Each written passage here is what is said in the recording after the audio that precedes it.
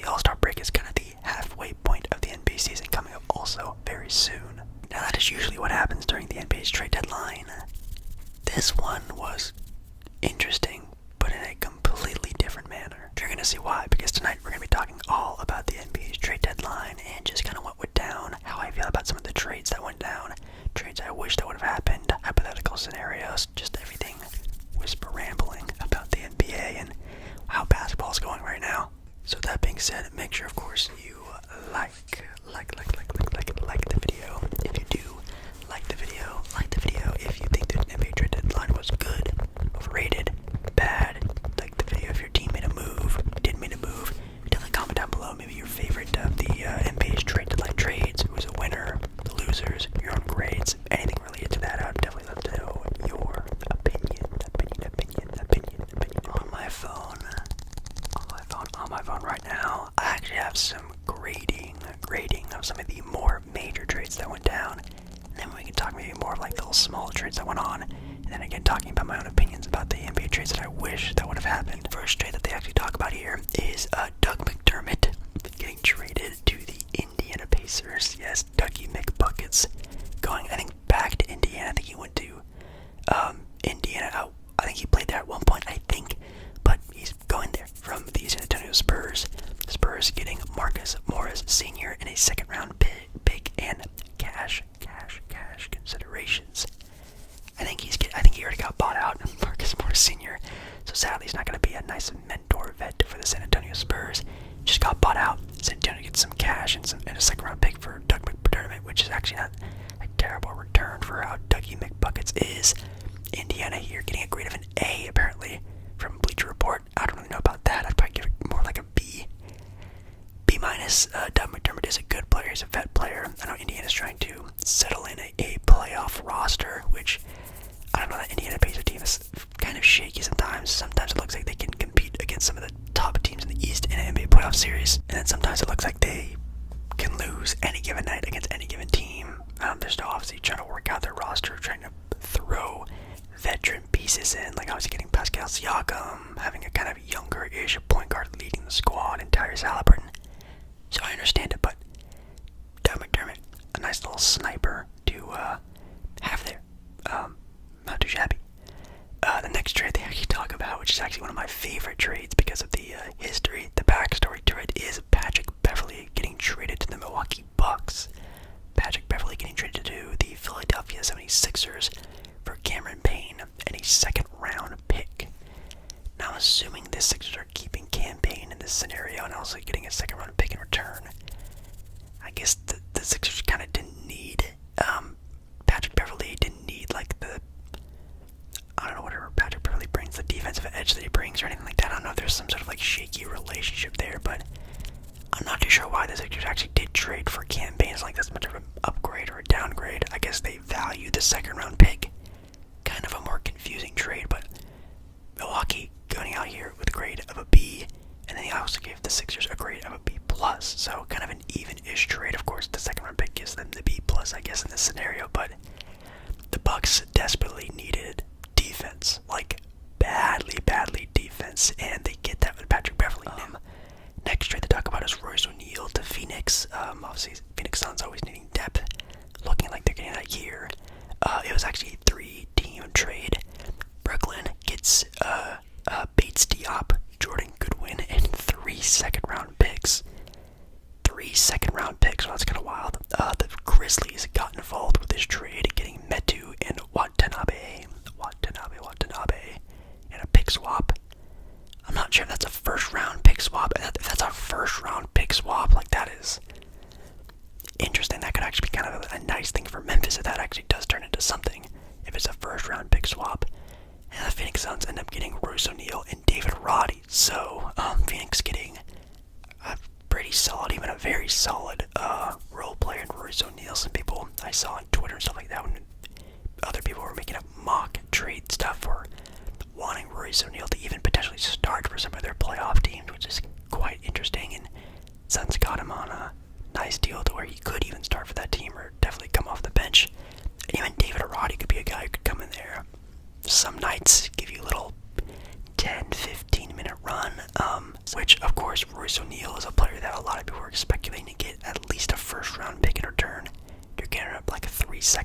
not sure if any of those seconds are coming from Memphis as well, but even if 3 second-round picks from Memphis, it's not a bad return. As long as you can keep those first-round picks and keep deepening that roster, that team's going to be good. PJ Washington to Dallas. Interesting, I guess. The Charlotte Hornets, who was the former team of PJ Washington, got Seth Curry, Grant Williams, and a first-round pick for PJ Washington and 2 second-round picks.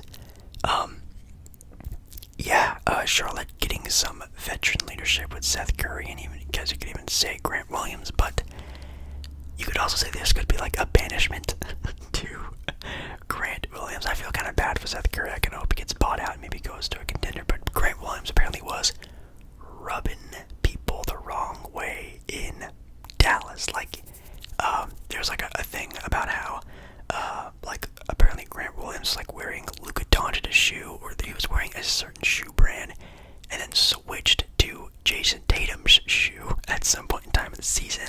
Apparently in the locker room, he was kind of just more of like a jokey kind of guy. Like, people were kind of getting annoyed with him. Like, he wasn't very serious about his tenure there in Dallas, which is weird because he signed in free agency. There's something, he got traded to Dallas. He signed to Dallas like he wanted to be there.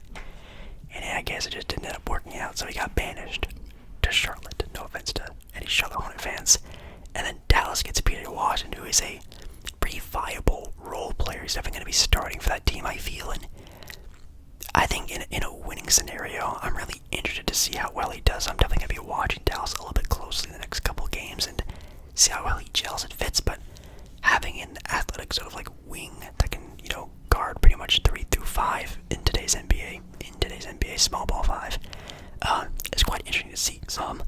Spencer Dinwiddie, aka the man with the best nickname in the NBA, if you know, you know. Shout out Kyle Kuzma. Gets traded to Toronto. Brooklyn gets Dennis Smith Jr. Dennis Schroeder. I don't know why he was on my mind. And Thad Young for Spencer Dinwiddie. This is just a Toronto Raptors. A Brooklyn Nets cap dump. Getting in return just 2 random players with Thad Young and Dennis Schroeder, which is completely fine. They're probably just going to cap dump them or even just keep them for the rest of the season. And then Spencer Dinwiddie goes to Toronto, who also just recently got bought out. So Spencer Dinwiddie right now, I think, is our free agent, because there are a lot of teams actually out there trying to get Spencer Dinwiddie, and one team that's actually trying to sign him currently are the Dallas Mavericks, his former team, which I thought they ended that relationship kind of iffy, but apparently he's looking to make a return, or at least Dallas is trying to get him on that team. That would be actually pretty cool to deepen that roster over there in Dallas. I kind of like that. Daniel Gafford also getting traded to Dallas. The Thunder also snuck their way into this trade somehow. The Oklahoma City Thunder got a first-round pick swap out of this scenario. There are a lot of picks getting thrown around, like Dallas, a 2024 first-round pick, but it's like a second least favorable pick. And then Washington getting Rashard Holmes and some draft compensation, as they say, and also a first-round pick. So first-round picks getting thrown around to different teams, but inevitably, Daniel Gafford going to Dallas, getting a starting center, I'm assuming. Derek Lively has been good on that team so far, but if Dallas is going to want to go on like a deeper playoff run, which I know Daniel Gafford being your starting center isn't really that. It is a more veteran, ready play now guy instead of Derek Lively in his first year trying to make a first playoff appearance. That's going to be way too much for another major trade that a lot of people are praising. Is the New York Knicks, ladies and gentlemen. The New York Knicks getting Bojan, Bogdanovich, and Alex Burks, who I think at one point in time used to play for the Knicks, played pretty well for him. But the Detroit Pistons getting Ryan Arcidiacono, Malachi Flynn, Evan Fournier, and Quentin Grimes, and 2 second-round picks. That is almost a fleece. That is very close to being a fleece. No first-round picks in return for Bogdanovich is wild. I'm going to say now, this year's trade deadline was so weak. all of these players, I'm assuming at one point in time, thought they were going to get multiple first, or at least a first round pick in return for their players. Especially for someone like Bogdanovich, who can easily drop 20 points a game easily for any team. Guy that all NBA playoff teams would desperately want. And New York gave up 2 second round picks and then like a young, aspiring player who's kind of in a rough patch right now with Quentin Grimes. Like that's pretty impressive that they actually got that off. And then also getting Alec Burks, a veteran guard who can play some defense there, 3-and-D player. That's an A. That's a definitely A grade there from New York. Now of course it's kind of funny that the Knicks are going out kind of all in right now with their team, which they still don't really have like a true superstar. No offense to Jalen or Julius Randle. Definitely watch out for New York at some point in time this offseason. They might try to make a big move for a superstar in free agency. Maybe somehow conjure up some sort of trade for one. But I think in the next 3 years, we're going to see the New York Knicks like really go in and try to get a star on that roster and really go in. Because right now, they're building a playoff team. But I think in another year or 2, maybe 3 at the later end, you can see them becoming a true title contender. Kelly Olynyk got traded to Toronto for Abaji. Oh, I'm sorry, no. Kelly Olynyk and Abaji got traded to the Utah Jazz for Garrett Lewis Jr. and a first-round pick, which again, yes, Abaji and Olynyk get a first. Bogdanovich and Alec Burks. 2 seconds. That's actually kind of crazy, but I guess that's whatever. I'm not really too sure why Toronto's selling first-round picks to get veteran guys like that. I think they might be trying to make a playoff push, but then again, they are so down low in the draft lottery already. Maybe they're just trying to save money, sell money. I have no idea what Toronto is doing. Sometimes their moves look like they're trying to still make the play-in, and sometimes it looks like they're finally picking a direction and going all in on the tank to build around Scotty Barnes, who is actually going to be an all-star this year. Kind of doesn't make sense for either team. Kind of a just whatever trade, really. Another pretty solid trade was Gordon Hayward going to OKC. The Charlotte Hornets get Davis Bertans, some other random players in draft compensation, with Gordon Hayward going to OKC. I don't really see OKC really playing Gordon Hayward that much. I kind of see him more of like just like a veteran pickup guy, a guy to have in the roster, have in the locker room. Not too shabby. Obviously a very young team, and maybe a guy you can throw in there for about 10 minutes a game. No offense to Gordon Hayward. Don't really see him playing basketball all that much very soon, but a nice sort of veteran guy to have on the squad and not really giving up too much for him. I think it was actually a pretty good bet. And then also Gordon Hayward, I think, is on a expiring contract, so you can also just cap dump him at the end of the year, which is also pretty fire of a trade. Thunder having a pretty good trade deadline right now. Getting a veteran like Gordon Hayward could actually be kind of good for them. Buddy Hield did get traded to Philadelphia, which I think a lot of people were mocking and assuming that was going to happen. It was for Korkmaz, Marcus Morris Sr., and 1, 2, 3 second round picks again. Buddy Hield not getting traded, not even for 1 first round pick, is kind of like, I'm not too sure what happened. Like, did all general managers just like say, hey guys, no one trade first round picks for these guys? Like, a lot of these role players, I remember hearing, 2 first round picks, 1 first round pick, at least 1 protected first round pick. Like, I thought Buddy Hield, Bogdanovich, we're going to talk about some players here in a second as well, that were going to be demanding first round picks in multiple seconds. Like, I'm not very moved by that if I'm a GM, but hey, I guess some of the GMs are. But yeah, Buddy Hield, sniper, absolute sniper, going to Philadelphia.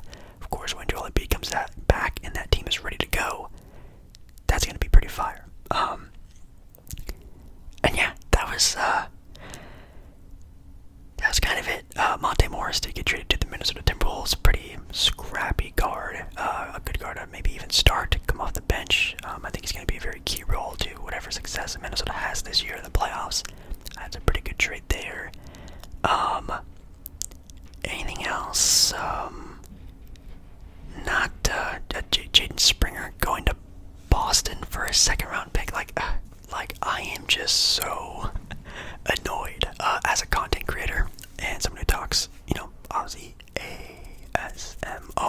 also with some sports.